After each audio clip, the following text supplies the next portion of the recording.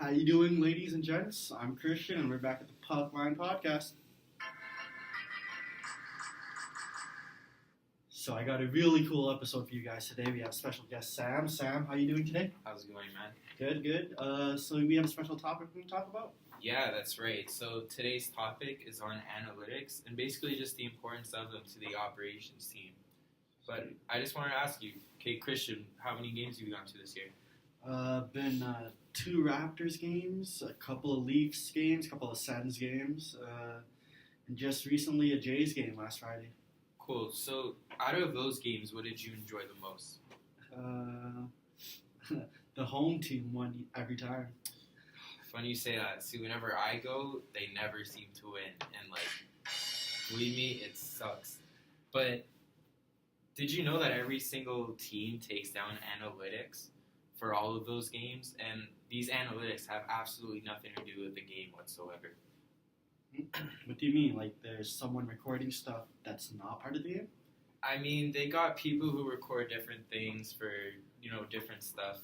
Like, they got a dude who records attendance at the game, and they relate it to different promotions, like bobblehead night or t-shirt night. And they compare these to also just normal games with no theme at all. So, like this information, what's it being used for? So, well, it's important for an operations team as they can build different experiences for a fan. And if they know the number of people who attend, and when they attend can create a benefit for the operations team and fan engagement. So like the free towels, mascot appearances, halftime shows, that's all planned out? You got it. You're really correct. They use different information to make a whole experience better for the fans on every single given night. So like analytics, do you have like an example of its importance? Well, since this is a hockey podcast, you could look at the Lightning and the NHL. They've obviously improved as a team itself, but their game day operations team has really improved as well. And obviously they're having the best season in the NHL this season. Yeah, I've heard some positive things about their games and their game day experiences for fans. Theoretically, maybe their awesome game day experience and customer service can be linked to their Blue Ribbon training that the Lightning have introduced just 5 seasons ago. Blue Ribbon training. What is that? So basically Blue Ribbon training was brought aboard to the Lightning, and it was a project with Service Scouts. They're a service improvement consulting firm, and they've worked with Tampa in the last 5 seasons with their in-arena employees and game day operations staff to improve the fan experience and to see how they could make themselves better on a day-to-day basis. Oh, right here. I see the owner, Jeff Vanek. He said something. Over the past 6 years, they've undergone some incredible transformations. Mm-hmm. Their hockey team, their arena, their commitment to the community. But Vanek said his proudest achievement is being able to transform the customer service. He's honored to say that his season ticket members, his guests, corporate partners, they say how great their guest services has become. Mm-hmm. So, like, they're really trying to make their guest service like the priority for the games. Yeah, and this really makes me think, can a positive game day experience be really benefiting the Lightning? By the record, probably. To talk more about analytics, we actually have a special guest, AHL analytics expert, Thomas Larder. Game day operations focus on the fans in the seats, giving them the best fan experience possible all around.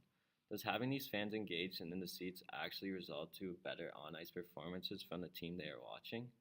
After crunching some numbers and doing some research with an OHL organization that will remain confidential, my team and I found some surprising results that conclude that having fans engaged and higher attendance does in fact translate to better on-ice success. From the 2005 to 2019 seasons, this AHL team performed significantly better when they had more fans in the seats. When their attendance was 0 to 2,999, their record was 34 wins, 24 losses, 5 overtime losses, and 7 shootout losses, resulting in a .486 win percentage. When their attendance was 3,000 to 5,999, their record was 110 wins, 55 losses, 7 overtime losses, and 11 shootout losses, resulting in a .601 winning percentage, significantly better than the one prior.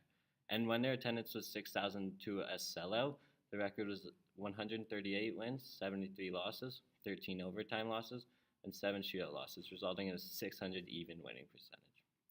This team has been trending upwards, selling more than 6,000 tickets per game with 5 games left in the remaining season, meaning that with these analytics, we can expect them to win 4 out of the 5 games, resulting in a small increase in win percentage, pushing it above the median.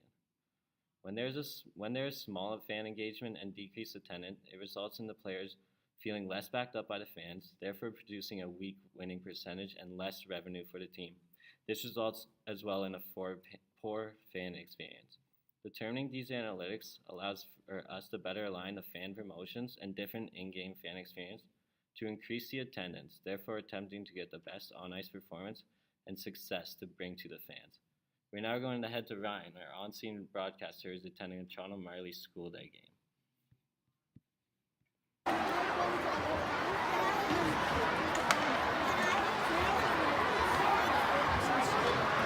Yeah, right there.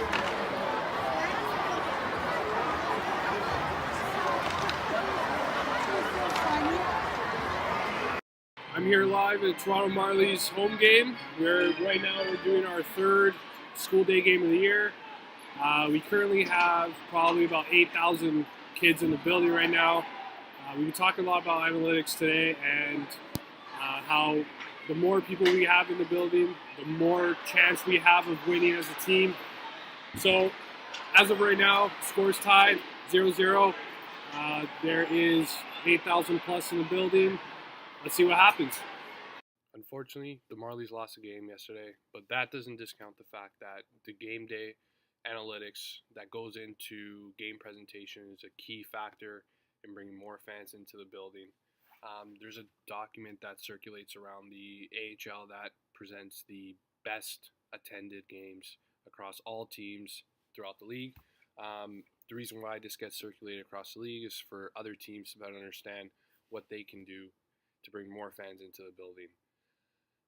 Let's go back to Sam and Chris.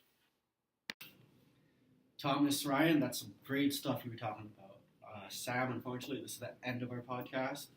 I want to thank you again. It was an honor, man. Want you back, bud. Oh yeah, but For the Puckline Podcast, I'm Christian. Special guest Sam. Adios, amigos. we're out.